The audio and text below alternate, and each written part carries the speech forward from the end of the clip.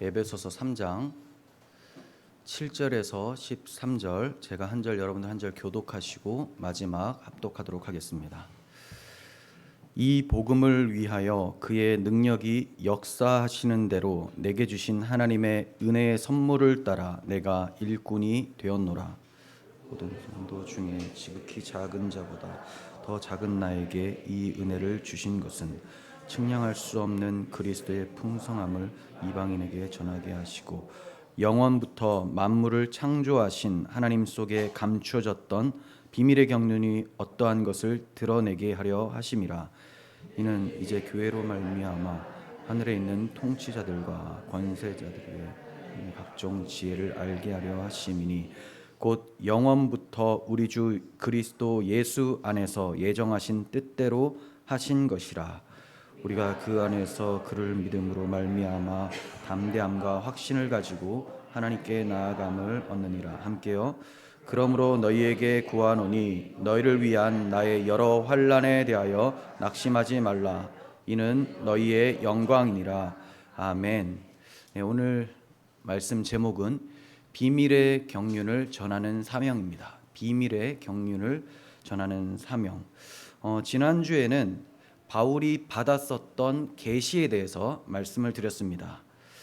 사도 바울은 이방인이었던 에베소 성도들에게 그들에게 향하신 하나님의 비밀의 경륜이 어떠함을 알려주므로 자신이 감옥에 갇혀 있는 것 때문에 낙심할 수 있는 에베소 성도들에게 낙심하지 말라라고 얘기를 해주었습니다.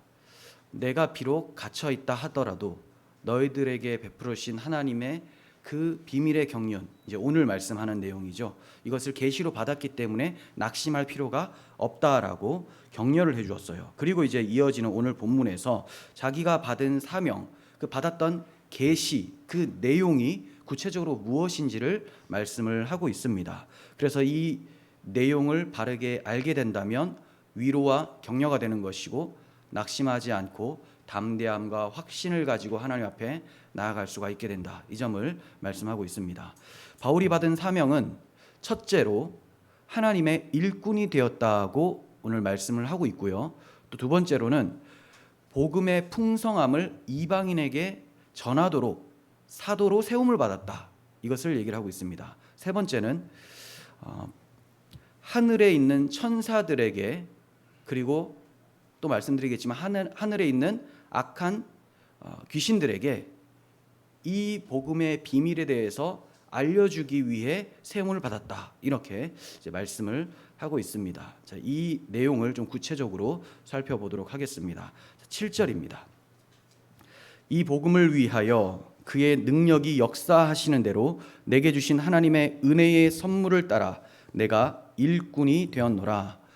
바울 사도는 지금 자신이 일꾼이 되었다 이렇게 말씀을 하고 있죠. 즉 하나님께서 자신을 하나님의 일꾼으로 삼아주셨다.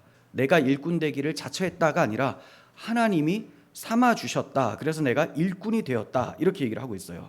그런데 착각하지 말 것은 바울과 같은 사도직은 특별한 시기에 한정적으로 주어진 직분이기 때문에 지금 우리에게 사도직이 주어진다 이런 말을 하는 게 아닙니다. 여기서 일꾼은 사도직을 포함하기는 하지만 사도직 자체를 말하기보다는 복음을 전하는 사람으로 세움을 받았다 이런 뜻이에요. 하나님의 일꾼이라는 것은 바울이라는 그 사도뿐만이 아니라 모든 성도들이 하나님의 일꾼이 되었습니다. 어떤 사람은 목사로, 어떤 사람은 교사로, 어떤 사람은 전도자로, 또 어떤 사람은 집사와 장로로, 어떤 사람들은 각자의 처소에서 하나님이 보내주셔서 거기에서 하나님의 복음을 살아내고 복음을 전파하는 사람으로 하나님의 일꾼으로 세워졌다는 거예요. 그러니까 모든 그리스도인들은 다 하나님의 일꾼인 것이지, 목사님은 하나님의 일꾼이지만 나는 아니야, 그 말은 나는 그리스도인이 아니야 이렇게 된다는 거죠. 성직자라는 표현은 사실 기독교에서 쓰지 않습니다. 그리고 만약에 쓴다면 모든 사람들이 성직자예요. 모든 그리스도인들이 성스러운 직분이죠. 하나님의 자녀이며 하나님의 복음의 일꾼이기 때문에. 그러니까 카톨릭과 개신교에서 사용하는 이 성직자는 의미가 다릅니다. 우리 이제 성직자라고 쓰지를 않죠. 성직이라는 것은 여러분들이 성도기 때문에 무슨 일을 해도 주의 영광을 위한 일이라면 그것이 성직이 되는 거예요. 근데 주님을 배제하고 나의 욕망을 위해서 내가 그 일을 한다면 그것이 세속의 직업이 되어지는 것이죠. 그래서 우리 모두는 거룩한 직분과 사명들을 감당을 받았다는 거예요. 물론 사명의 목적은 같습니다. 사명의 목적. 하지만 그 모양들은 서로 다를 수가 있어요.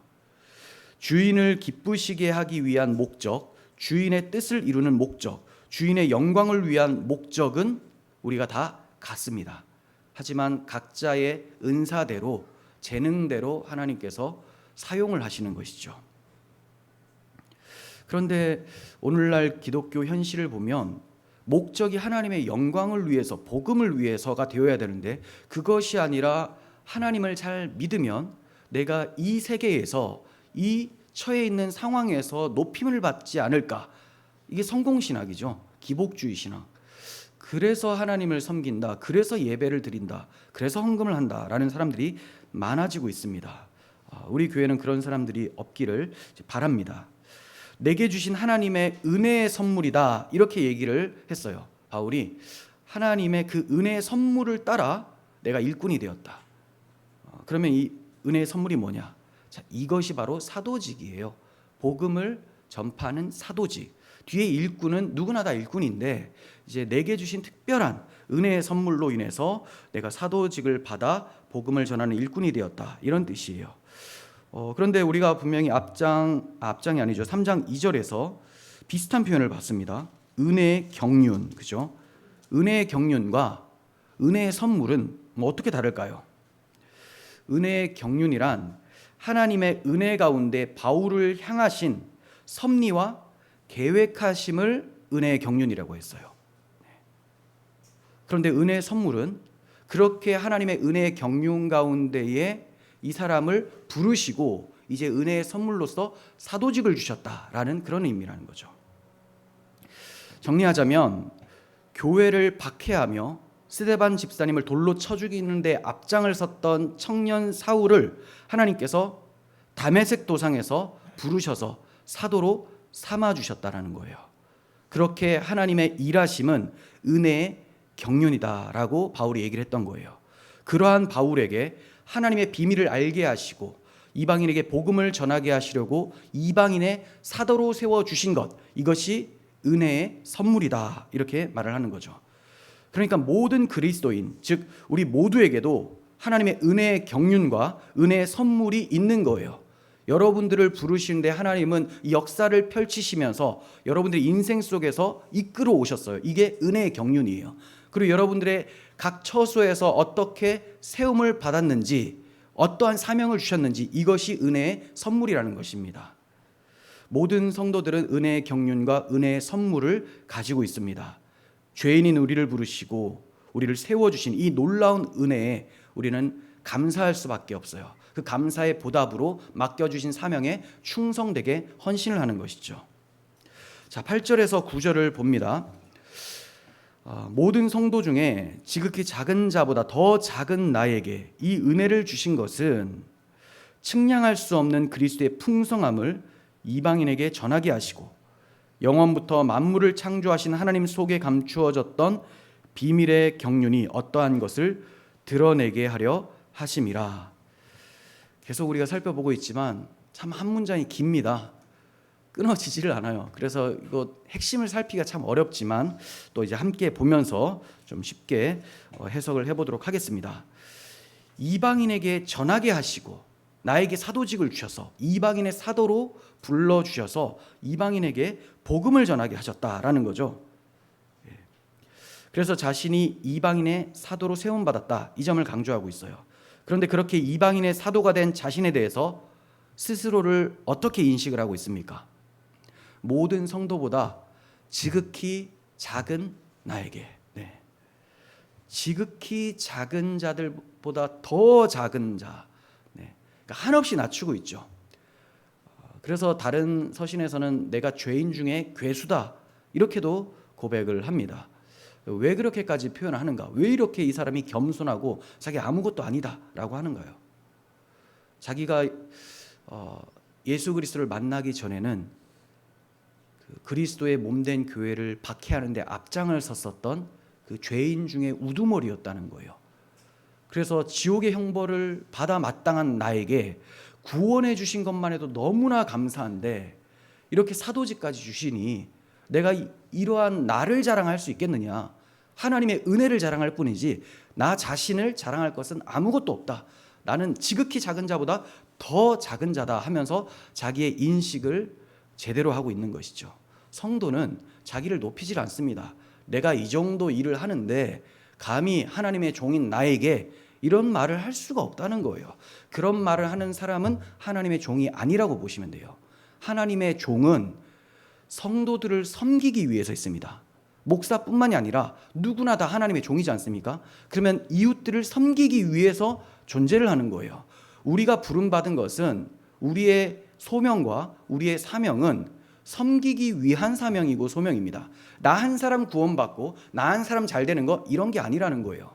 그래서 누구를 위해서 섬기기 위해 내가 부름을 받았다라는 것을 아는 사람이라면 예수 그리스도께서 친구를 위하여 자기 목숨을 버리는 사랑이 가장 크다고 말씀하신 것처럼 그래서 십자가에서 자기의 몸을 내어주시면서 그 큰 사랑을 확증해 주셨던 것처럼 모든 성도들은 십자가 지며 이웃사랑 실천하는 자기 부인의 삶이 나타나야 되고 자기를 높일 수가 없다는 것입니다.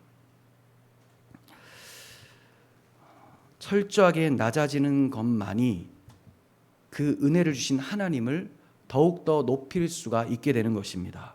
자기를 높이는 사람은 자기가 그러한 보답을 받을 만한 사람이다라고 얘기를 하는 것이기 때문에 하나님의 은혜를 무가치하게 만들어버리는 행동이 되는 거예요.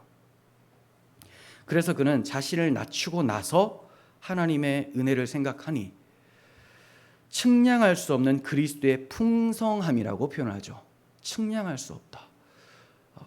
자기가 좀 높은 사람이었다 이렇게 인식이 되면 그 은혜가 이렇게 측량할 수 없을 정도는 아닐 거예요.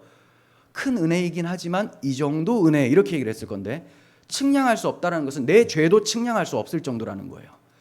그래서 나는 죄인 중에 괴수고 죽어 마땅한데 그러한 나를 불러주신 하나님의 은혜를 생각하니 그리스도의 풍성이 측량할 수 없습니다. 하나님은 나를 세워주셔서 이 측량할 수 없는 그리스도의 풍성함을 이방인들에게 전하게 하시는 것입니다.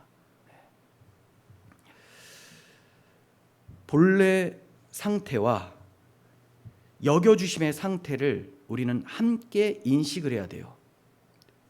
내 본래 상태가 어떠한가, 그리고 하나님께서 나를 어떻게 여겨주시는가, 이걸 두 개를 나누어서 생각을 해야 됩니다. 내 본래 상태는 죄인 중에 괴수예요. 호수를 탁 꽂으면 피가 나오는 것보다 죄가 막 줄줄줄 나온다 이렇게 생각을 하실 정도로 그냥 죄밖에 없다. 드릴 것은 죄밖에 없고 죄를 드렸으니 죽음밖에 나에게 돌아오는 것이 없습니다. 이렇게 고백해야 되는 것이 원래 우리의 인식이라는 거죠.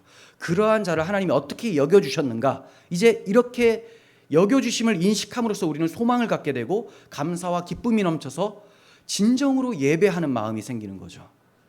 하나님이 이러한 나를 의인으로 불러주셨다, 하나님의 자녀로 불러주셨다라는 거예요. 여러분은 스스로를 어떻게 생각하고 있습니까? 그리고 여러분 각자에게 주신 사명을 어느 정도로 귀한 것으로 생각하고 있습니까? 많은 기독교인들, 이름이 기독교로 불려지는 사람들은 자기가 원래 사랑받아 마땅한 존재라고 착각하는 분들이 참 많아요. 당신은 사랑받기 위해 태어난 사람이라고 하니까 정말로 사랑받을 만한 어떤 자격이 있다고 보는 거예요. 근데 그게 아니죠. 죄인 중에 괴수인데 하나님께서 사랑해 주시려고 역사 속에 태어나게 하시고 그 사랑을 자기 아들을 내어주시면서 확인을 시켜주신 거죠. 그러니 이것은 내가 받을 자격이 있어서가 아니라 아무 공로 없이 거저받는 은혜, 그래서 측량할 수 없는 그리스도의 풍성함인 거예요. 사람들이 자기가 받은 사명을 너무나 하찮게 여깁니다. 그것은 사명을 주신 주님을 하찮게 여기는 것과 같습니다. 내 친구가 나에게 무엇을 좀 해달라, 너 이거 해주면 정말 멋진 자로 내가 인정해줄게 라고 하면 동력이 발생이 안 되죠. 네가 뭔데? 이렇게 돼요. 너 이거 완수해라. 너 하는 거 보고 뭐 이런 식으로 나온다는 거예요. 근데 좀 높은 사람이, 세속적 지위가 있는 사람이 말하면 이거 좀 해야 되나? 이런 생각이 들죠.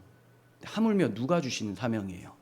하나님, 왕 중의 왕, 천지의 창조주, 그런데 나를 죽기까지 사랑하신 그 하나님, 그리고 아버지께서 주신 사명. 근데 이 사명을 자신이 처한 환경에서, 일터에서, 가정에서 무참히 내던져 버린다면 하나님을 내던져 버리는 거예요. 하나님 무시하는 거라는 겁니다. 사명보다는 지금 돈이 앞서지. 그 돈을 벌라라는 그 사고, 돈을 벌지 말라는 게 아니에요. 지금 자기 욕망을 위해서 돈을 벌라고 하는 그 사고는 누가 주는 사명입니까? 마귀가 주는 거죠. 만몬이에요. 그런데 하나님이 주시는 사명, 그리스도의 복음의 풍성함을 위하여 십자가를 지고 따르라. 그 과정에 돈을 버는 것도 포함이 되는 겁니다. 그러니까 목적이 최고 목적, 제일 위에 있는 목적이 하나님께서 우리에게 주신 복음적 사명이에요. 그리스도인답게 하나님의 나라의 광고판으로 살아내라. 이것을 버려버린다면 하나님을 하찮게 여기는 것이 되어진다는 거죠. 그래서 우리가 무슨 일을 하든지, 먹든지 마시든지 무엇을 하든지 다 하나님의 영광을 위해서 하지 않으면 우상에게 바치는 행동이 되어지는 거예요. 마귀의 사명을 감당하지 말고 하나님의 사명을 충성되게 감당하는 우리들이 되었으면 좋겠습니다. 바울은 이방인에게 복음을 전하라는 자신의 사명을 측량할 수 없는 그리스도의 풍성함을 전하는 것이다, 이렇게 말씀을 했어요. 복음에는 이처럼 그리스도의 풍성함이 들어 있습니다. 이는 그리스도께서 십자가에서 흘리신 대속의 피로 유대인과 이방인이 화평이 이루어지게 되고 하나님과 죄인 사이에 막혀 있었던 담이 무너지면서 하나님과도 화평이 이루어지고 하늘에 있는 것이나 땅에 있는 것이나 다 그리스도 안에서 통일되게 하셔서 화평케 하셔서 하나님의 나라로 건설되어지게 하시는, 이것이 그리스도 안에 있는 풍성함, 복음의 풍성한 내용이라는 거예요. 이렇게 우리 모두가 만유가 통일되어서 결국은 새하늘과 새 땅이 창조되어집니다. 이것이 측량할 수 없는 그리스도의 풍성함입니다. 그런데 이 풍성함이 바울에게 계시로 주어지기까지는 비밀로 감추어져 있었다고 얘기를 해요. 그러니까 바울이 가장 먼저 확실하게 이것을 드러낼 수 있었고, 그 전까지 지난번에도 말씀드렸지만 다른 사도들조차도 이방인이 구원받는 것, 그래 이방인이 구원받을 수 있다 치자. 그런데 그것도 할례를 받아서 우리 유대인들에게 속해야지만 구원이 적용되는 거 아니야? 이 정도까지밖에 알 수가 없었다라는 거예요. 그런데 바울이 받은 계시를 통해서 이제 이방인을 향한 하나님의 복음의 내용, 그리스도의 피로 이방인도 동일하게 구원받는다. 이제 이방인과 유대인의 장벽이 없다. 국가 이런 거 없다는 거예요. 다 그리스도의 나라의 백성, 하나님의 권속이다. 이 복음의 비밀은 바울이 받았던 거예요. 그 전까지는 비밀에 있었다라는 비밀. 그래서 9절에서 이렇게 말씀하죠. 영원부터 만물을 창조하신 하나님 속에 감추어졌던 비밀의 경륜이라고 얘기를 합니다. 네. 영원부터 감추어졌다. 그러니까 창세 전에 하나님께서 계획하신 것. 창세 전에는 하나님밖에 안 계시잖아요. 그죠? 거기에서 하나님 무엇을 하셨는가? 하나님이 생각을 하셨어요. 계획을 하셨습니다. 그 계획을 우리는 지난번에도 말씀드렸지만 창세 전에 말씀하면 그것을 창조 경륜이라고 하고, 역사가 펼쳐지면 그 계획하신 것이 이루어지는 창조 경륜, 구속 경륜이라고 말씀을 드렸습니다. 그러니까 창세 전에는 하나님의 계획, 역사가 펼쳐지면 계획을 이루어 가시는 하나님의 손길, 이렇게 일하심. 이러한 하나님의 계획이 영원 전부터 감추어져 있어요. 네. 구약 시대는 그럼 알게 되었나요? 희미하게 나오긴 했지만 여전히 감추어져 있었죠. 이방인도 하나님 백성 된다, 이 정도까지. 하지만 무엇으로 하나님 백성 되는지는 알 수가 없었죠. 무엇으로. 그래서 은혜의 경륜이 바울 한 사람을 향한 하나님의 구원의 계획이었다면, 비밀의 경륜이라는 것은 영원 전부터 하나님 백성 전체를 어떻게 구원하시려는지를 계획하신 것, 이걸 말하는 거예요. 이해가 되세요? 은혜의 경륜이라고 할 때 바울이 내게 주신 은혜의 경륜이라고 했잖아요. 그럼 바울 한 사람, 우리들에게도 다 은혜의 경륜이 있어요. 근데 우리 전체, 그리고 우리가 한국 사람이잖아요. 이방인이에요. 이러한 우리들이 어떻게 구원함을 받게 되는가, 이런 계획은 비밀의 경륜이었다, 이렇게 얘기를 하는 거예요.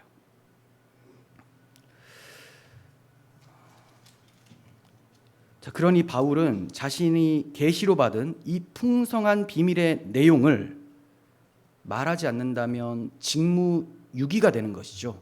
하나님이 이거 해라, 그래서 내가 직분, 사도 직분을 줬다, 이거 해야 되는 거예요. 이방인에게 복음의 풍성함, 유대인뿐만이 아니라 유대인들 다 구원하고도 남을 정도의 여러분들까지 다 구원하는 그 능력, 그리스도의 피, 그 능력을 전하지 않으면 직무유기가 되는 거예요. 마찬가지로 교회에서 말씀을 맡은 자, 목사가 완성된 계시로 주어진 성경을 통해서 그리스도의 은혜의 풍성함을 전하지 않는다면, 십자가의 피로 모든 것이 통일된다라는 것, 이것을 전하지 않는다면 직무유기가 되는 거예요. 직무유기하는 사람들이 너무 많습니다. 성경 한 절 탁 읽어내고 그리고 나서 자기 멋대로 해석을 합니다. 그 멋대로라는 것은, 자기 마음대로라는 것은 성경의 유기적 통일성이나 연관성을 무시하면서 세속적 사고를 바탕으로 그냥 말씀을 갖다 쓰는 것을 잘못 해석한다, 자기 마음대로 해석한다라고 하는 거죠. 이렇게 돼버리면 버림받죠. 반드시 버림받습니다. 사울 왕이 하나님께서 세워주신 그 왕의 직분을 제대로 감당하지 않았죠. 왕의 직분은 진짜 왕이신 하나님을 전적으로 의지하면서 그 하나님의 말씀으로 통치하는 겁니다. 그런데 자기가 자기 멋대로 판단하고 살릴 사람 살리고 죽일 사람 죽이고 또 제사 드릴만 하다고 생각해서 자기가 막 제사 드리고 이러다가 폐위가 되는 거예요. 목사들은 하나님의 말씀을 하나님이 주신 의도대로 그대로 설교를 해야 되는 거죠. 그럼 그 하나님의 말씀의 의도가 뭐냐? 이 성경이 곧 내게 대하여 증거하는 것이다. 너희가 성경에서 영생을 얻는 줄 알고 성경을 연구하거니와 이 성경이 내게 대하여 증거하는 것이다. 그러니 나를 증거해라. 예수 그리스도를 증거하라는 거예요. 그분이 하신 일을 증거하라는 거예요. 고린도전서 9장 16절 보시면, 내가 복음을 전할지라도 자랑할 것이 없음은 내가 부득불 할 일임이라. 만일 복음을 전하지 아니하면 내게 화가 있을 것이로다. 네, 화를 입을 사람들이 너무 많습니다. 복음을 전하지 않으면 화를 입을 것이다. 자, 그럼 복음을 전하긴 하는데 자기를 높이는 사람은 그 사람도 화를 입어요. 그래서 앞에 말씀 보시면 복음을 전할지라도 자기를 자랑할 게 없다고 하죠. 당연히 해야 될 일이기 때문에. 근데 자기를 자랑했다는 것은 복음 자체는 제대로 전했다 할지라도 자기는 복음을 받지를 않은 사람이라는 거예요. 거듭난 영혼이 아니라는 거죠. 그런 사람이 그럼 어떻게 복음을 전할 수 있겠습니까? 뭐 어디서 뺏기겠죠. 네. 그래서 그 심령은 여전히 강팍해서 자기를 높이게 됩니다. 그래서 복음 전하는 사람의 그 모습을 봤을 때 막 교만이 나타난다. 물론 순간적으로 이제 툭 치고 올라오는 건 있을 수 있어요. 사람이 연약하니까 그럴 수가 있죠. 근데 시간이 지나도 여전히 교만하고 회개할 줄 모르고 자기를 높이고 내가 이런 주의 종인데 하면서 자기를 숭배하라는, 물론 숭배까지는 안 하겠지만 섬기라고 하겠죠. 주의 종을 잘 섬겨야 됩니다. 이런 사람들이 사기꾼이라는 거예요. 그래서 이런 사람들을 멀리하시길 바랍니다. 근데 뭐 우리 교회 목사 한 명밖에 없는데 참 그러네요. 예. 목사는 윤리적 교훈이나 인간관계 처세술 및 세속 성공을 위한 방법, 동기부여를 위해서 세움을 받은 사람이 아닙니다. 불신자들도 전해줄 수 있는 것을 목사가 전해주라고 예수님께서 불러주신 것이 아니죠. 세상에서는 절대로 들을 수 없는 비밀이에요. 비밀. 이 비밀이 어느 정도 비밀이라면 전파해도 비밀로 남아요. 알아듣지를 못하기 때문에. 그러니까 밝히 드러난 비밀이 돼요. 희한하죠. 예전에는 감추어져 있었어요. 그런데 사도 바울이 계시를 받고 이제 밝히 드러났어요. 이제 비밀이 아니어야 되는 거죠. 그런데 복음을 선포했더니 마음이 강팍하니까 이 복음을 받지를 못해요. 그래서 여전히 비밀로 남게 되는 사람도 있다는 거죠. 듣기는 들어도 깨닫지를 못해요. 보기는 보아도 알지를 못합니다. 이런 것은 공중의 권세 잡은 자 마귀가 그 영혼을 꽉 잡고 있기 때문이에요. 그러니 우리가 전해야 될 것은 공중의 권세 잡은 자가 꽉 잡고 그것을 가르치는 세속의 관점을 가르칠 것이 아니라 오직 복음만을 전해야 되죠. 복음만을 전해도 안 믿을 사람은 안 믿게 되는 이런 상황인데 어떻게 목사가 다른 것을 전하겠습니까? 그래서 강단에서 은퇴할 때까지 십자가의 복음의 비밀을 외쳐야 되는 것입니다. 밝히 드러났음에도 왜 여러분들은 믿지 않습니까? 하면서 그 마음의 회개를 독려해야 되는 거죠. 목사는 성경에 담겨 있는 하나님의 마음을 전하는 사람이에요. 아들까지 내어주신 하나님의 사랑의 마음을 전하는 사람입니다. 그리고 그 사랑으로 완성되는 하나님의 나라를 전파하는 사람이에요. 창세기에서 시작해서 계시록에서 완성되는 비밀의 경륜이 어떠한지를 가르쳐주는 사람, 이 사람이 목사입니다. 근데 목사만 그럴까요? 목사는 공적으로 교회 질서상 강단 선포를 그렇게 하는 사람들이지 여러분들도 다 입이 있잖아요. 하나님께서 우리에게 입을 주신 이유는 먹으라가 목적이 아니에요.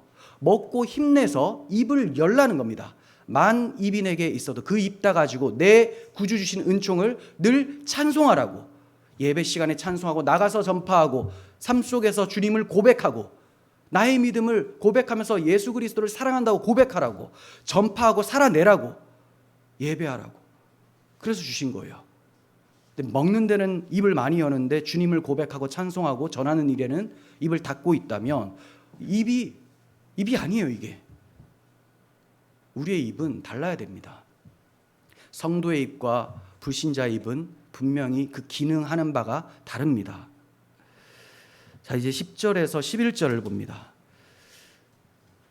이제 교회로 말미암아 하늘에 있는 통치자들과 권세들에게 하나님의 각종 지혜를 알게 하려 하심이니 곧 영원부터 우리 주 그리스도 예수 안에서 예정하신 뜻대로 하신 것이라.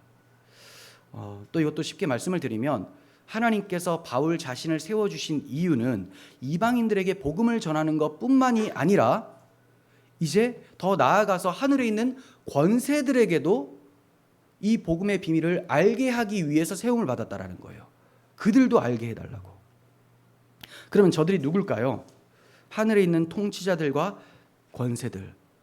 이게 의견이 상당히 많이 있습니다. 의견이 분분한데 어떤 사람들은 하늘에 있는 선한 천사들이다. 어떤 사람은 악한 마귀다. 이렇게 얘기를 해요. 이 두 가지가 완전히 이제 갈라져서 크게 어디가 더 많고 이런 것도 아니에요. 정말 많아요. 그래서 제가 이걸 보니까 에베소서 문맥적으로 보잖아요. 그럼 악한 마귀로 적용하는 것이 맞습니다. 이게 에베소서 문맥으로 보면 2장 2절과 6장 12절에는 이제 공중의 권세 잡은 자 마귀 이런 이제 표현을 쓰고 있기 때문에 같은 편지 안에서는 악한 영들을 가리키는 것이 맞겠다.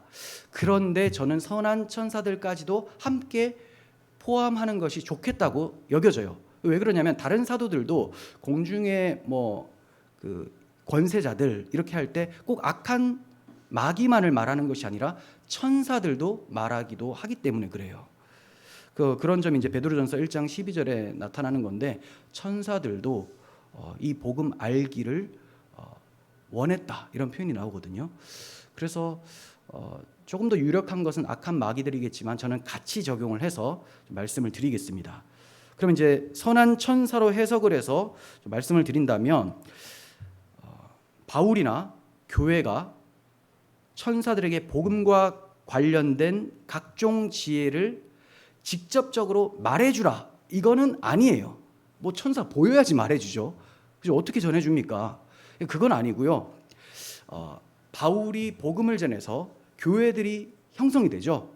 이 교회들의 모습을 통해서, 그리고 되어지는 그 모습을 통해서 천사들이 와, 하나님의 지혜가 놀랍다, 이렇게 이제 알게 된다는 거예요. 교회들이 복음을 들으면, 복음을 듣고 교회가 되면 이 복음을 들은 사람들 사이에서 적대감이 사라지죠.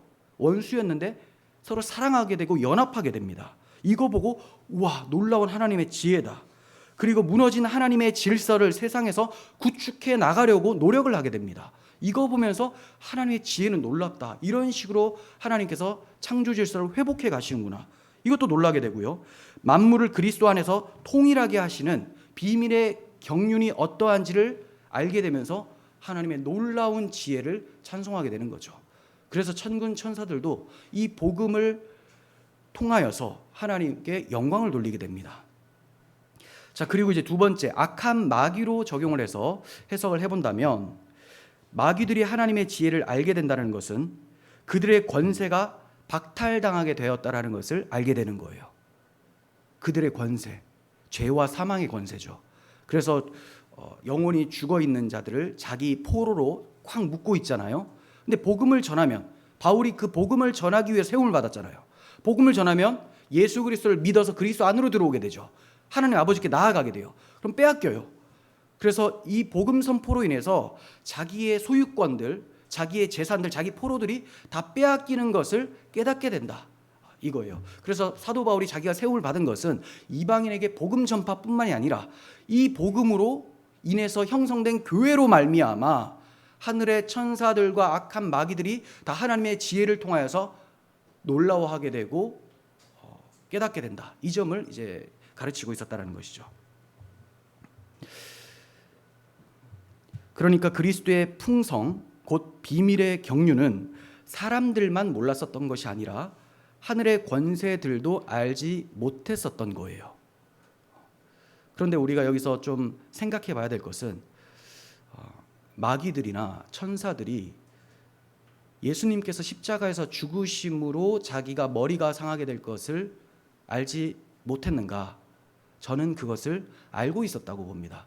물론 모르고 있었다라고 해석하는 분도 있는데, 저는 지금까지 줄곧 마귀가 십자가에서 자기 머리가 상하게 되는 것은 알고 있었다. 그래서 예수님이 십자가 지려고 하는 것을 계속 만류했던 것이고, 십자가 졌을 때도 내려와 보라라고 유혹을 했던 것이고, 자, 저는 이렇게 봅니다. 그러면 그들이 알지 못했었던 것은 무엇인가? 십자가로 자기가 망하는 것은 알게 되었는데, 십자가의 보혈의 능력으로 유대인과 이방인이 어떻게 하나가 되어지는지, 과연 유대인까지 이방인까지도 하나님의 자녀가 되는 것인가, 복음의 이 능력이 어떠한지를, 그리고 하나님의 그 구원 계획, 만유가 통일되어지는 것까지는 알지 못했다. 그 복음은 굉장히 풍성한 내용을 담고 있잖아요. 그래서 이것은 알지 못했다, 저는 이렇게 이제 해석을 하고 있어요. 그러니까 하나님의 구속 경륜의 전체적인 것은 알지 못했다.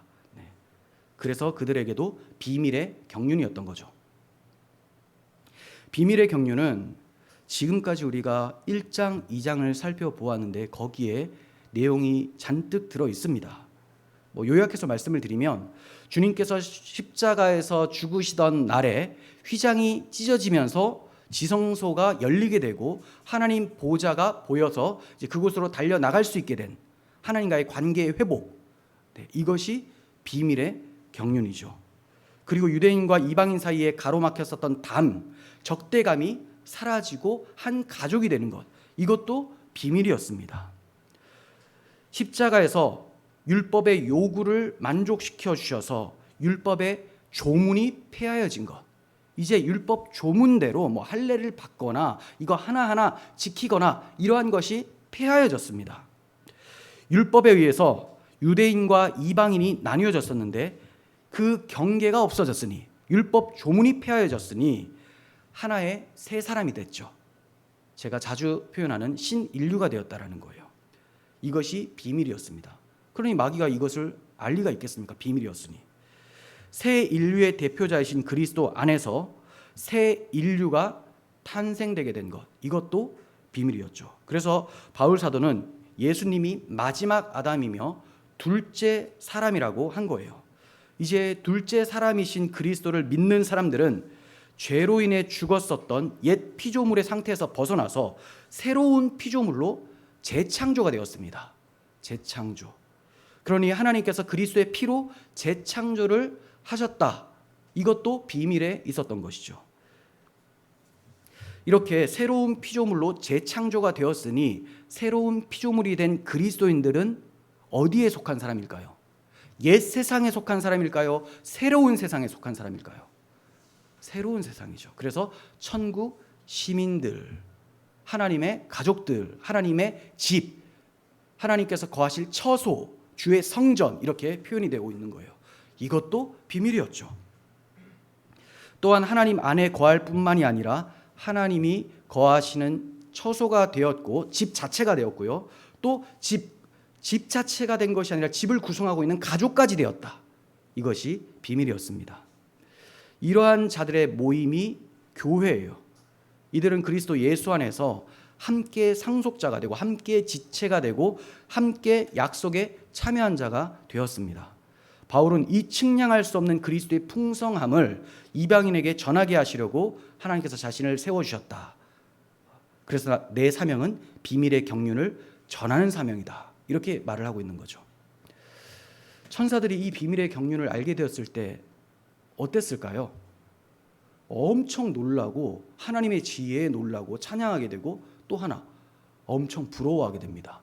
왜냐하면 이 비밀의 경륜은 천사들을 위한 것이 아니라 우리 성도들, 하나님이 택하신 사람들을 위해서 계획이 된 것이거든요. 천사가 너무 부러운 거예요.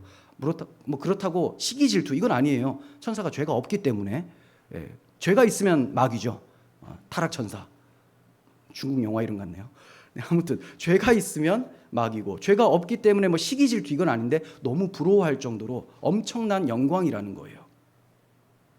그래서 히브리서 기자도 이것을 알았기 때문에 이는 실로 천사들을 붙들어 주려 하심이 아니요 오직 아브라함의 자손들을 붙들어 주려 하심이다. 이렇게 말씀합니다. 아브라함 자손이 누구입니까? 유대인들? 아니에요. 유대인이나 이방인이나 할 것 없이 다 주 예수 그리스도를 믿는 자들은 다 아브라함의 자손이다. 아브라함의 자손이라 함은 여럿을 가리켜 말씀하신 것이 아니라 한 사람을 가리켜 말씀하신 것이니 그 사람은 그 자손은 그리스도시다라고 말씀했거든요.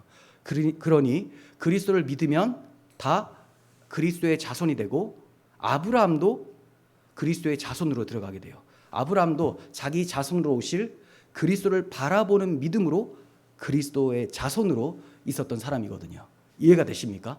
모두가 다 아브라함의 자손으로 오실 예수 그리스도 안에서 아브라함의 자손이 되는 것입니다. 우리들이 아브라함의 자손이죠. 여러분들을 보면서 천사가 너무 부러워해요. 와, 너무 영광스러운 하나님의 자녀구나. 그러니 천사가 우리들의 경배를 받는 것이 아니라 우리들을 섬겨주는 거죠. 그래서 구약 시대에 여호와의 천사가 나타났을 때 막 경배하고 그러면 나에게 경배하지 말라. 경배를 받을 분은 하나님밖에 없다라고 하잖아요. 그런 것은 천사가 우리를 섬기는 존재로 이렇게 위치하고 있다. 이것을 말씀을 하고 있습니다. 성경은 그리스도 안에 있는 교회가 곧 만물의 중심이고 통치자라고 말씀합니다. 아니 그리스도가 중심 아닙니까? 예, 그리스도가 중심이죠. 또 그리스도가 통치자가 아닙니까? 그리스도가 통치자세요. 그런데 우리가 그분과 연합이 됐잖아요. 그러니 우리도 통치자가 되었고 우리도 만물의 중심이 되었다. 이 점을 고린도전서 3장 21절을 통해 봅니다. 그런즉 누구든지 사람을 자랑하지 마라. 내가 누구 추종자다, 누구 추종자다, 나는 누구 파다, 이거 자랑하지 말라는 거예요. 만물이 다 너희의 것이다. 바울이나 아볼로나 게바나, 세계나 생명이나 사망이나 지금 것이나 장래의 것이나 다 너희의 것이요 너희는 그리스도의 것이요 그리스도는 하나님의 것이니라. 그러므로 세계가 다 너희에게 속했다. 그래서 만물 위에 교회가 있고 교회 위에 머리가 그리스도시고 그 그리스도가 하나님 안에 속해 있다라고 이제 성경은 말씀하고 있는 것이죠. 그러니 부러워할 사람이 어디 있습니까? 원래 기독교인은 부러워할 사람이 없어야 돼요. 그게 정상이에요. 근데 이런 거는 부럽거든요. 그거 비정상입니다. 그래도 저 사람이 저렇게 잘 되고 하는 거 보면 배가 아파요. 그 배 아픈 게 비정상이에요. 배 아픈 걸 정상으로 여기는 것이 세속적인 것입니다. 그래서 기독교인들은 자존감이 엄청난 사람들이어야 돼요. 자존감. 이게 그리스도 안에서 세워진 자존감이기 때문에 그래요. 그리스도 없으면 자기 존재감이 어때요? 죄인 중에 개수니까 뭘 내놓을 수 있겠습니까? 아무것도 아니에요. 근데 이렇게 진토에서 죽어마땅한 나를 끌어올리셔서 하늘 보좌에 앉혀주셨으니 그걸 믿는 사람이라면 자기의 본향이 하늘 본향, 왕좌에 앉아있다는 걸 알잖아요. 그러니까 자존감이 높을 수밖에 없죠. 그러니까 이 땅에서 건물 가지고 있는 사람들 보면서 아유 부러워. 이거 안 한다는 거예요. 여러분, 우리의 세속적 눈을 들어서 믿음의 눈으로 하나님의 약속을 보셔야 됩니다. 하늘에 속한 모든 신령한 것을 우리에게 주셨다. 그리고 주실 것이다. 이렇게 말씀하고 있어요. 그러니까 주셨다라는 것을 우리가 지금 누릴 수 있다는 겁니다. 주실 것이라는 것을 가서 이제 온전히 누리게 된다는 거예요. 그런데 그 모든 것을 가지고 있으면서도 배가 아프다. 이 배 아픔은 그 어떤 약으로도 안 돼요. 오직 십자가 복음이라는 만병통치약 빼고는 이 세상에서는 그 약을 구할 수가 없습니다. 그래서 그렇게 배 아프시다가 고생하지 마시고 복음을 믿음으로 받아들이시기를 바랍니다. 또 교회는 신구약을 통틀어서 역사의 중심이 되어지고 있어요. 역사의 중심. 역사를 주관하시는 분은 하나님. 근데 그 하나님께서 왜 역사를 주관하셨느냐? 이거 굉장히 중요한 표현이죠. 역사가 왜 이루어지고 있느냐? 이거 역사학자들이 절대 알지 못해요. 근데 우리는 알아요. 역사의 주관자가 하나님이시고 하나님이 그 역사를 내신 이유를 창조 경륜과 구속 경륜을 통해서 성경을 통해 보여주셨잖아요. 그러니 우리는 알아요. 나를 위함이구나. 나를 위함. 나를 죽기까지 사랑하셔서 구원해 내심으로 우리가 그 구원의 사랑을 찬송함으로 하나님이 영광을 받으시는 두 가지죠. 나를 위함, 그리고 결국은 하나님의 사랑을 찬송함으로 하나님의 영광을 위함. 이것 때문에 역사가 펼쳐진 겁니다.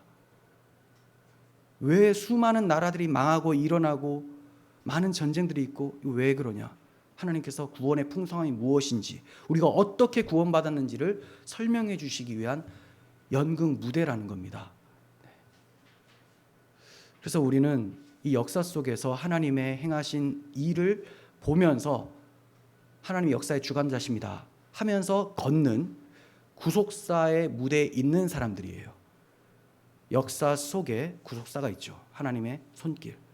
그리고 이 무대에 세워진 사람들이 바로 우리들입니다. 그래서 하나님께서 그 무대에 서서 네가 어떻게 구원받았는지 하나님의 영광을 돌리다가 이제 네 배역이 끝나면 무대 뒤로 나와라. 이게 임종이에요. 그래서 우리는 충성되게 하나님의 영광이 무엇인지를 잘 드러내는 그 역할을 하다가 구속사 무대에서 퇴장을 하면 되는 거예요. 근데 그 연극 무대에서 갑자기 나 저거 갖고 싶어요 하면서 없는 애드립을 막 해요. 그러면 이제 각본을 써주신 하나님이 화가 나시겠죠. 쟤 빼라. 이거 아니라는 거예요. 하라는 대로, 연출자 하라는 대로 배우가 그대로 하는 것이 훌륭한 배우죠. 연출자의 의도대로 하지 않고 나는 연기를 잘하기 때문에 내 마음대로 하겠다. 그 사람은 연극 무대 영화계에서 다 매장이 됩니다. 그래서 하나님이 짜주신 대로 하다가 가면 돼요. 그게 뭐냐? 자기 십자가를 지고 나를 따르라. 그리스도의 사랑을 나타내면서 살다가 퇴장하시면 되는 거예요.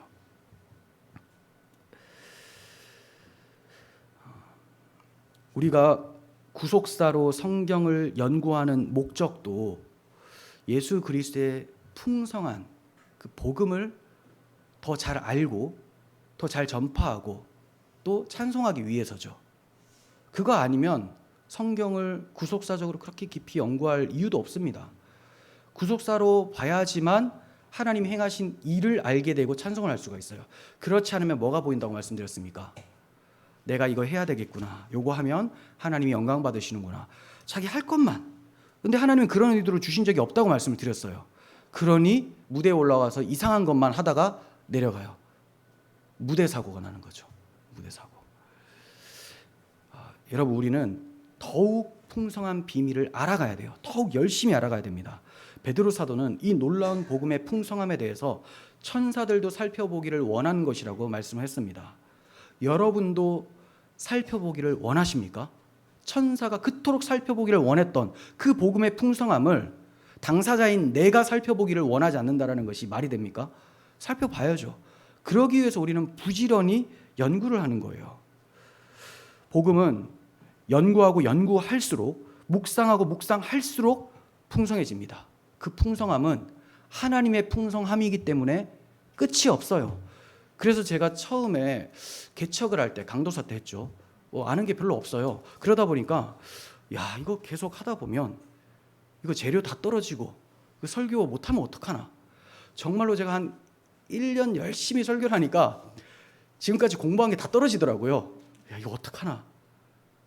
그럼 이제 붙잡을 수 있는 게 하나님밖에 없잖아요. 그 은혜를. 그래서 정말 한 편 설교할 때마다 주님 좀 보게 해주세요. 보게 해주세요. 하나님의 마음을 알게 해주세요. 보게 해달라는 것은 뭐 짜맞히는 거, 이걸 보게 해달라는 게 아니에요. 하나님이 우리를 향하신 그 마음을 좀 알게 해주세요. 그래서 하나님 마음이 보여집니다. 그러면 여러분들이 전해요. 그렇게 하다 보니까 이제 8년이 된 거죠. 자기의 지식으로 내가 정리한 거 가지고 내가 해보겠다? 그 몇 시간 못합니다. 금방 재료가 다 떨어져요. 근데 하나님께서, 저도 하나님 백성이고 여러분들도 하나님 백성이니까 자기 백성, 자기 자녀를 생명 양식으로 먹이셔야 되니까 만나가 떨어지면 안 되잖아요. 그래서 저 같은 무지한 자에게도 지혜를 주셔서 보이게 해주시는 거죠. 제가 잘나서가 아니라 공부 못했어요. 이거 얘기해야 되나? 공부 못했습니다. 고등학교 때 공부를 못했어요. 근데 보여요. 왜? 하나님이 자기 자녀를 먹이셔야 되니까. 저도 먹어야 되니까. 제가 맨날 먹지를 못하고 똑같이 이거 똑같은데? 계속 똑같은데? 이렇게 돼버리면 저부터 죽겠죠. 막 땅이 쩍쩍 갈라지는 것처럼 여름 가뭄에 마른 땅처럼 되어버린다는 거예요. 그러면 그런 설교를 들으면 여러분들도 쩍쩍 갈라지겠죠. 그럼 교회가 쩍쩍 갈라져서 분열이 되겠죠. 싸우고 사랑이 없으니까 망하게 되는 거예요. 그래서 하나님은 자기가 십자가의 피로 시작하신 그 교회를 마치실 때까지 끝까지 지켜내신다. 그것을 저는 목회를 통해서 또 연구를 통해서 배우게 됩니다. 그래서 여러분들도 열심히 연구하세요. 복음 다 알지. 뭘 어떻게 다 합니까? 복음 다 안다고 할 때 그럼 정말 간단하게 말하면 누구나 다 아는 겁니다. 예수 그리스도께서 하나님의 아들이신데 십자가를 지셔서 우리를 구원하셨다. 우리가 하나님 자녀가 되었다. 끝. 복음 아는 거 맞아요. 근데 그 풍성함을 누리질 못하잖아요. 계속 누려야죠. 그리고 내용은 같아도 내가 묵상하는 거에 따라 적용점이 다르고 그 적용하시는 하나님의 그 역사가 다릅니다. 그러니 똑같은 설교를 들어도 사실은 마음이 똑같지를 않아요. 지난번에 저희가 온라인으로 실시간 전체를 한번 했었죠. 그때 여러분들의 마음은 어떠신지 잘 모르겠지만 몇몇 분들은 저한테 말씀해 주셨어요. 들었는데 또 좋더라. 저는 제가 한 설교인데도 내가 이런 말을 했었구나 이렇게 생각이 되어져요. 믿으시지 않으실 수도 있겠지만 제 설교를 듣고 제가 울었어요. 그거는 왜 그러냐? 바라바가 노이다라는 그 설교. 제가 그냥 김인수 말 잘하네 뭐 이렇게 연구했네 이렇게 안 보고 하나님이 우리 교회에게 주신 말씀으로 들으니까 눈물이 나는 거죠. 감동이 되고. 아니면 뭐 정신병자입니까? 이거 뭐 자기가 한 거 보고 자기가 울고 그렇지 않죠. 그래서 정장 다 입고 양말까지 다 신고 목양실에서. 근데 저는 그렇게 했었거든요.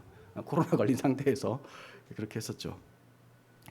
그러니까 내용이 같다고 해서 뭐 우리의 감화 감동도 똑같은 건 아닙니다. 항상 달라요. 그때 형편도 다르고 내 컨디션도 다르고 영적 상태도 다르고 그리고 하나님께서 주시려는 분량도 다르기 때문에 그렇다고 제가 계속 똑같은 설교를 하겠다는 건 아니지만 그러면 뭐 되게 수월하긴 하겠지만 아직 할 게 너무 많습니다. 그래서 우리가 저도 연구를 해야 되겠지만 여러분들도 깊이 연구하시면서 복음의 풍성함을 계속 알아가셨으면 좋겠습니다. 자, 12절 봅니다. 우리가 그 안에서 그를 믿음으로 말미암아 담대함과 확신을 가지고 하나님께 나아감을 얻느니라. 바울에게 알게 하신 비밀의 경륜에 대한 결론이에요. 결론이 뭐냐? 담대함과 확신을 가지고 하나님 아버지께 나아가게 하기 위함이다. 비밀의 경륜을 잘 살펴보면 결국은 우리가 그 하나님 앞에 나아갈 수 있게 되었다. 얼마나 큰 영광이냐 이 얘기예요. 히브리서 기자도 은혜의 보좌 앞으로 우리가 담대하게 나갈 수 있게 됐다. 이렇게 전하고 있습니다. 하나님 앞에 담대히 나가는 것 얼마나 담대해야 될까요? 구약 시대는 하나님께 나가면 바로 죽잖아요. 거룩한 하나님 앞에 죄인이 어떻게 가까이 할 수 있습니까? 그래서 하나님께서 십계명 주실 때도 울타리 쳐라, 경계를 정하라라고 하신 거 아닙니까? 그 담대함이 없으면 나올 수가 없어요. 또 담대함이 있다고 해서 나와도 무모한 담대함이죠. 그냥 죽어요. 그런데 이제 담대히 나아가라라고 합니다. 그리고 바울은 여기에서는 담대함과 확신을 가지고 라고 말하면서 확신까지 더해주고 있죠. 무엇에 대한 확신일까요? 우리가 함께 상속자가 되고 함께 지체가 되고 함께 약속에 참여하게 되었다라는 것을 확신하라는 거예요. 어떻게 확신할 수 있습니까?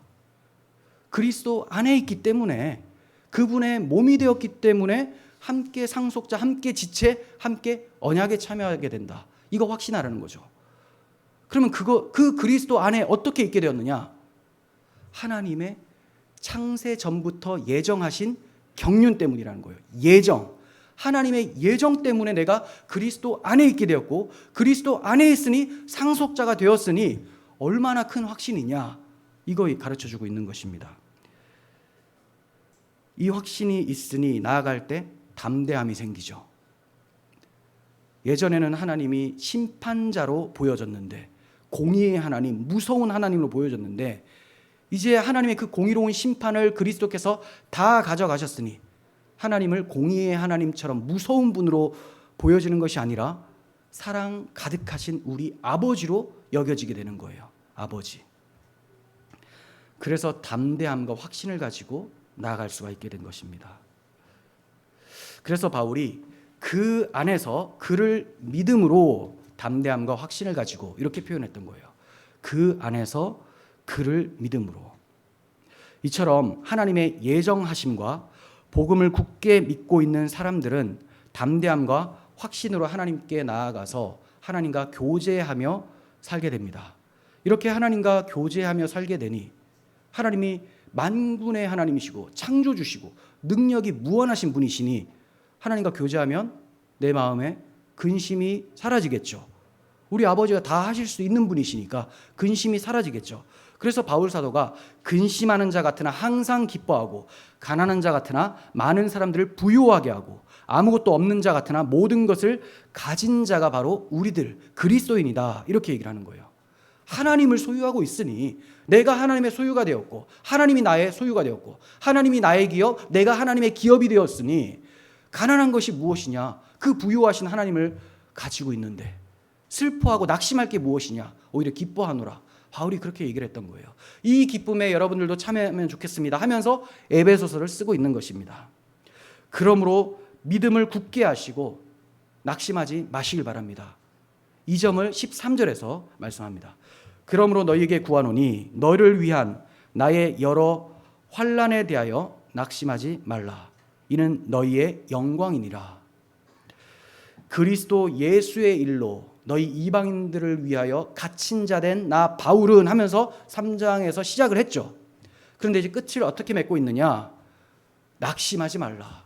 내가 너희를 위해서 복음 때문에 갇힌 바 되었지만 낙심하지 말라. 이것이 너희의 영광이야. 왜 낙심하지 말아야 됩니까? 내가 갇힌 것도 복음을 전하기 위한 하나님의 예정하심 속에 들어가 있었기 때문에.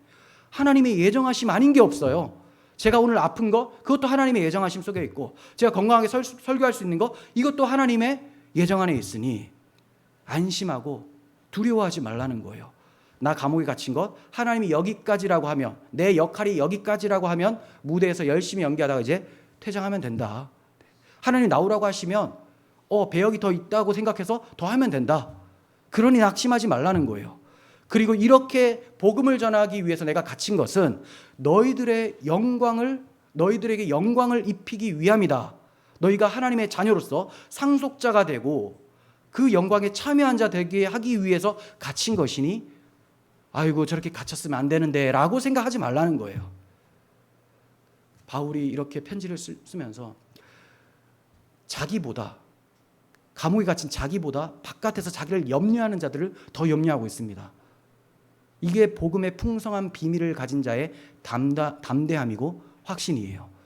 그리고 예수 그리스도의 사랑을 받은 자답게 자기를 위해 염려하는 자들을 사랑하면서 편지를 쓰고 있는 것이죠. 우리는 이런 마음이 있어야 됩니다. 아유, 나 지금 이런 상황이 됐는데 날 돌보아주지 않고 저 뭐하냐, 이렇게 하는 것이 아니라 내가 이렇다고 해서 힘들어할 사람들을 염려하는 것, 그게 올바른 모습이라는 거죠. 그들을 위해서 위로차 전해주는 것, 그게 복음이에요. 염려하지 마세요. 우리는 복음을 가지고 있잖아요. 염려하지 마세요. 이 복음은 그냥 우연히 된 것도 아니고 하나님의 예정하심 속에 있는 거 아닙니까? 그런 염려할 것이 없습니다. 네. 여러분, 바울 사도가 이렇게 염려하지 말라고 말을 하는 것으로만 그치는 것이 아니라 이제 염려하지 않을 수 있도록 그는 목회자의 심정으로 교회를 위해 기도를 합니다. 그게 우리가 다음 주에 살펴볼 내용이에요. 하나님께서 교회를 건축해 주셨는데, 그리스도의 피로 그리스도의 몸을 건축해 주셨는데 이 건축된 성전이 텅텅 비어 있으면 안 되잖아요. 텅텅 비어 있으면 힘이 없는 거예요. 그래서 하나님께서 세워주셨으니 하나님의 영광으로 꽉꽉 채워달라고 기도하는 내용이 우리가 다음 주에 살펴볼 내용이에요. 그래서 그냥 복음을 전해주면서 이 복음으로 힘을 얻으십시오 하고 땡이 아니라, 그리고 이 복음이 충만하게 역사할 수 있도록 우리 서로를 위해서 기도를 해주셔야 되는 거예요. 그래서 말씀과 기도가 은혜의 수단이 되어지는 겁니다. 말씀을 전하고 묵상하고 또 기도를 함으로써 이것이 내 것이 되어지는 거죠.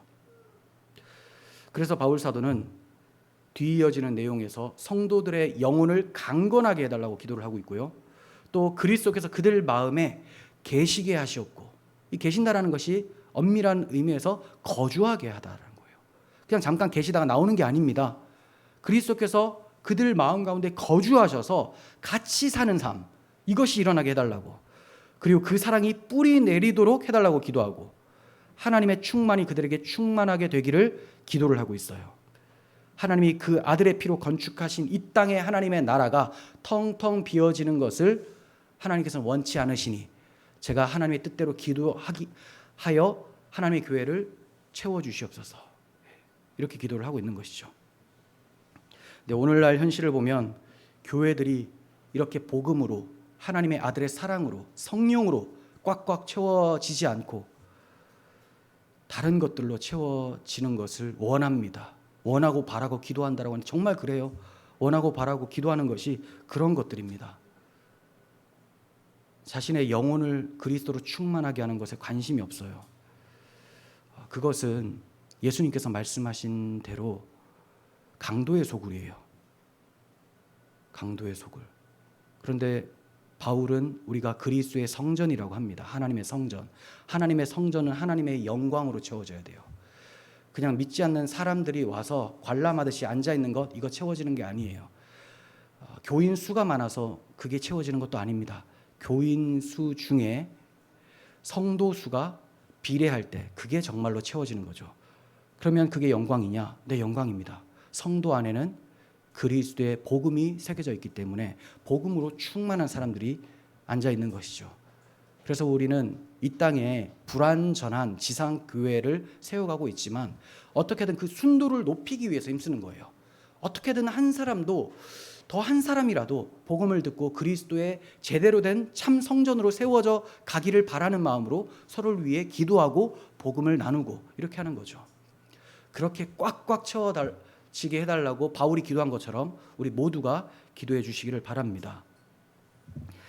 여러분, 바울 사도가 에베소 교회를 위로하고 격려하기 위해서 기록한 이 편지는 오늘날 우리 교회에게 주시는 편지입니다. 성령께서 바울을 통해서 오고 오는 모든 교회들에게 전파하라고 기록을 하신 거예요. 그러니 지금 우리에게 낙심하지 말라고 하는 거죠. 위로와 힘을 받고 담대함과 확신을 가지고 아버지께 나아가라. 아버지께 나아갔는데 여전히 낙심할 일이 있겠느냐? 우리에게 하신 말씀이에요. 여러분, 이 복음이 여러분들에게 위로와 격려가 되십니까? 이 세상에서 하나님의 영광을 위해 사시다가 고난받으신다면 이 복음의 풍성함을 기억하시길 바랍니다. 교회가 얼마나 영광스러운지, 바로 내가 얼마나 존귀한 자로 세움을 입었는지를 기억하신다면 낙심하지 않고 하나님의 영광을 드러내는 하나님의 자녀로 살아갈 수 있을 것입니다. 기도하겠습니다.